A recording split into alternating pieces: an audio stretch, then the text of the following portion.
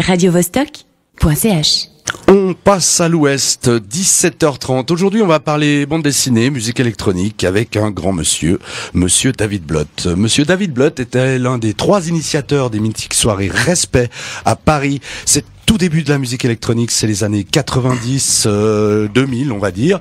Il est aussi animateur et programmateur sur Radio Nova, une radio fameuse aussi à Paris. Et il est également scénariste d'une bande dessinée, Le Chant de la Machine, qui a été rééditée aux éditions Alia en 2016. Monsieur David Blott, bonjour. Bonjour, alors c'est Blow, hein, c'est pas Blott. Hein. Oh là là, excuse-moi. Hein. Le T est muet, quoi. Moi je l'aimais bien, c'était, mais bon d'accord, je ferai attention. Alors je vais t'appeler David, ça va être beaucoup plus simple. Voilà. Moi Là, c'est bon, Fetsnose et je suis accompagné de mon chroniqueur BD super pointu qui est Pacôme. C'est lui qui va mener l'entretien, bien que j'interviendrai quelquefois au niveau de la musique électronique. Eh ben très bien, bonjour à vous deux. Bonjour David. Bonjour. Merci de nous consacrer un petit peu de ton temps puisque apparemment d'ici quelques minutes tu prends l'antenne pour ta propre émission. À 18h, ouais. Voilà, alors c'est vraiment très sympa de ta part, on te fait courir. Donc on va peut-être essayer d'aller vite et droit au but. Cette BD, Le Chant de la Machine, qu'on a déjà chroniqué, que j'ai déjà chroniqué ici quand elle était sortie, c'est le résultat d'un travail entre toi et Mathias Cousin, toi au texte et Mathias Cousin au dessin. Mathias est malheureusement décédé il y a déjà quelques années. Il avait visiblement un talent fou, non, ce gars, le crayon à la main? Bah oui, bon ça va, il a laissé un peu des traces, mais c'est vrai que s'il n'était pas disparu, on va dire prématurément, parce qu'il avait même pas 30 ans, bah peut-être que ça serait imposé encore plus. Mais enfin, Le Chant de la Machine est une bonne... c'est la seule bande dessinée qu'il a fait, quoi. Donc, mais on voit tellement le style évoluer, on voit tellement la variété des styles qu'il peut aborder que ça laisse quand même une trace, quoi. Oui, on en reparlera peut-être un peu de tout ça après. Donc, il a quasiment rejoint le fameux club des 28, alors. Le club des musicos morts à 28 ans, en somme. Bah, je crois que c'est 27, mais enfin bon... Ah, pardon. C'est 27, c'est 27. Mais, ouais, enfin, ça m'a jamais trop inspiré cette mythologie du club des 27. Hein. Okay. Donc tout va bien. À la fin de l'ouvrage, on trouve un texte dans une partie bonus bits. On trouve un petit texte où tu racontes un peu comment vous vous êtes connus, toi et Mathias, comment vous avez démarré ensemble ce projet. Ce qu'on n'apprend pas ou sur lequel il n'y a pas tellement de détails, en revanche, c'est vos modalités de travail, si je puis dire. Comment ça s'organisait concrètement du projet de départ aux planches finales entre vous deux? Bah, le fait est qu'on était vraiment super copains, quoi. Donc on se voyait très souvent. À un moment, j'habitais au-dessus de chez lui, hein. Donc c'est-à-dire qu'effectivement, il y a pas mal de bandes dessinées où des fois les scénaristes connaissent même pas les dessinateurs. Ils envoient un scénario, le dessinateur dessine. Bon, aujourd'hui avec Skype et tout, il y a des manières de communiquer plus facilement et visuelles.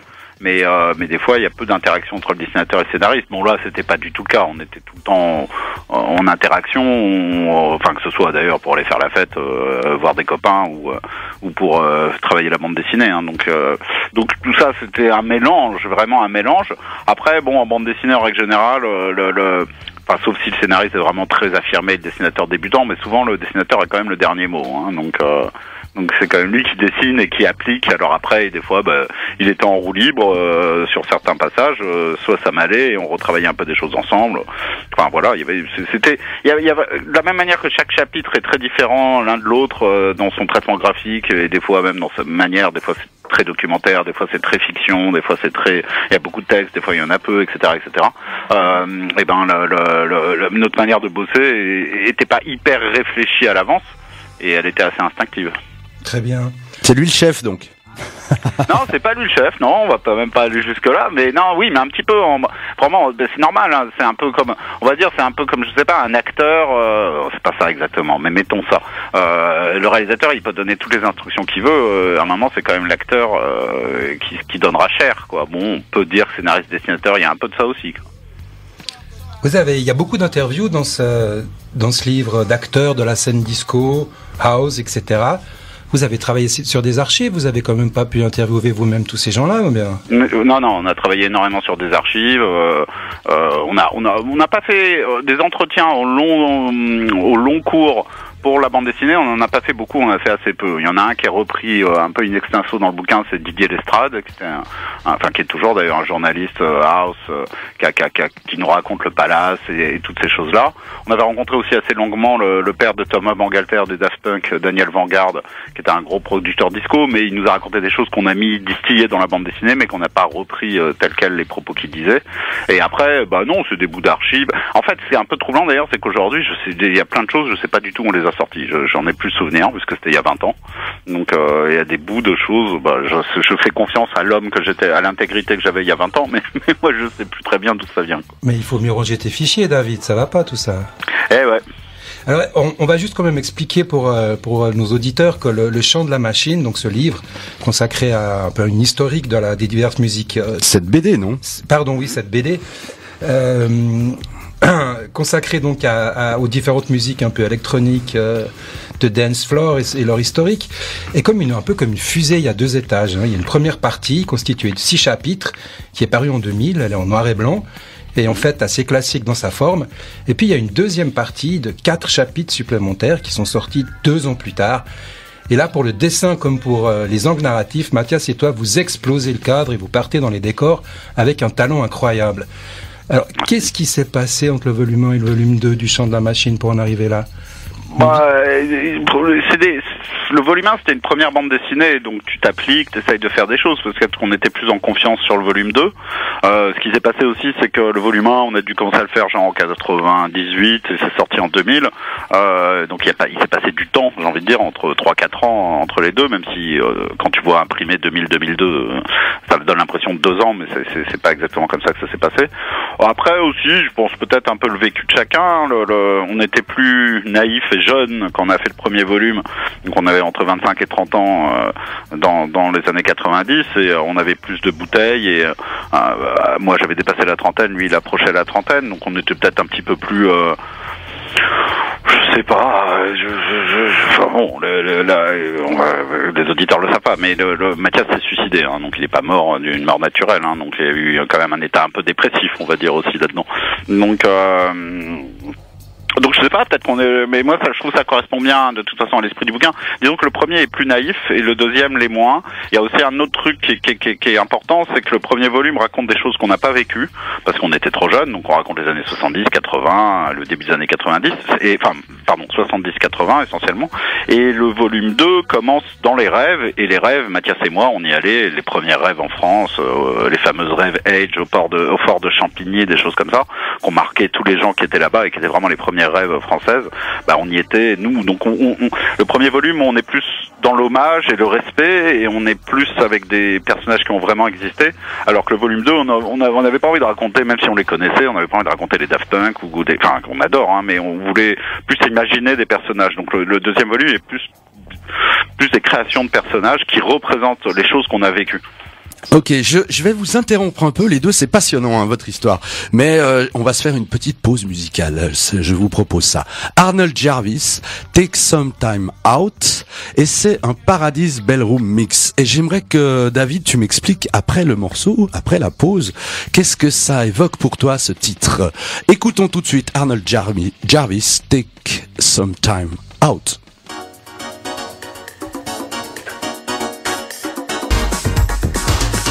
On passe à l'ouest, deuxième partie avec David Blot pour le Chant de la Machine, scénariste de cette magnifique BD qui raconte un peu tout l'historique de la musique électronique. Mais David Blot est aussi animateur sur Radio Nova. Il a d'ailleurs son émission ce soir à 18h.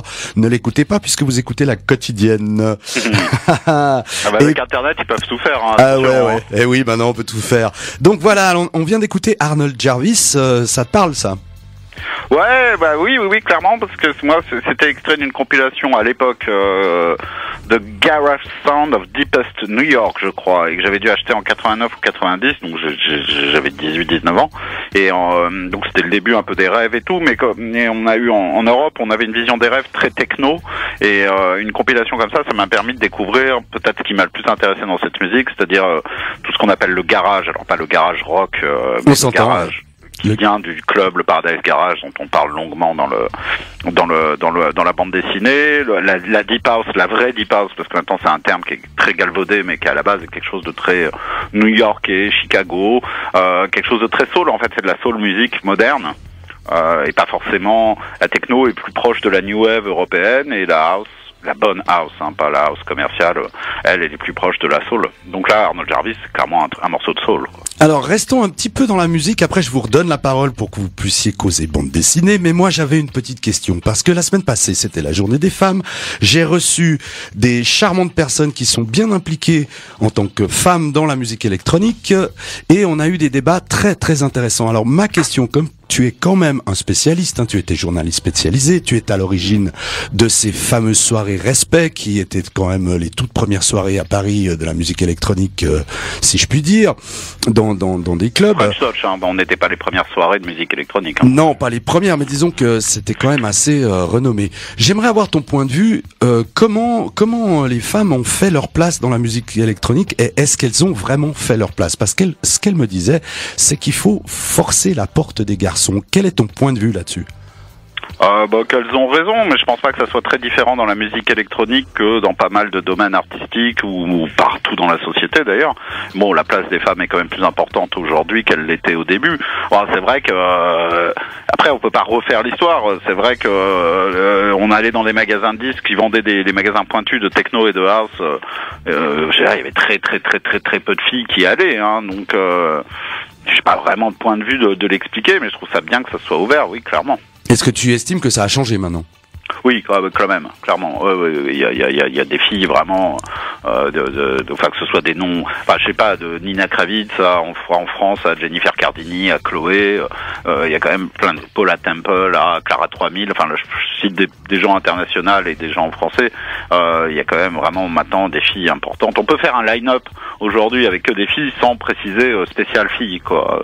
Ça paraît plus normal, quoi. Mais bon, elles doivent continuer à galérer et elles sont minoritaires encore, hein, clairement.